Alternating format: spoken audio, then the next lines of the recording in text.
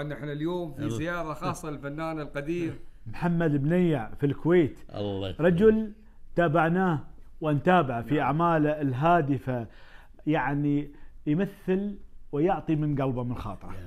تاريخ في الفن الكويتي والخليج. جزاك الله خير. طبعا احنا تعودنا عليه دائما ينصح الناس، ما زال ستايله هو شوفوا الساعة التايمر. أيوة ماشي نعم. الساعة تشير إلى 9 مساء في الكويت. نعم. بتوقيت المحلي.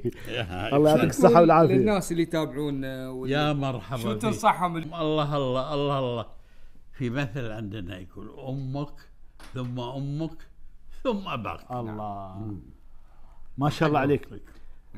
ما شاء الله عليك. الله نعم. الله الله. مثل ما قلت لكم على فكرة تربيتك لأبنائك الله يحفظك وحصلناهم واقفين يتريونا برا. نعم والله. هذا دليل على تربيتك الصحيحة، وطالعين ما شاء الله مثلك خلوقين محترمين مؤدبين، وهذا راس مالنا نحن. راس مالنا أبنائنا اللي ربيناهم وتعبنا وشقينا من أجل خاطرهم. جزاك الله. وانت كفيت ووفيت وربيت رجال ما شاء الله عليهم. جزاك الله.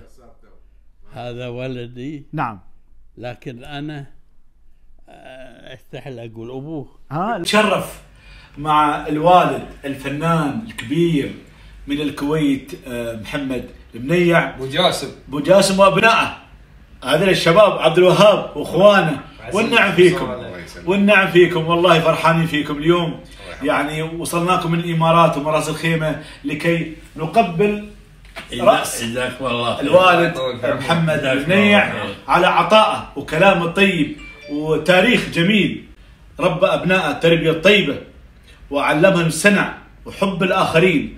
عسى الله يحفظكم آمين. يا ابناء محمد بنيع ويعطيكم الصحه والعافيه ان شاء الله. الساعه المباركه. نحن اللي نشكرك، وان شاء الله نتشاوف في جنه الخلد بعد عمر طويل يا رب ان شاء الله. اللهم امين.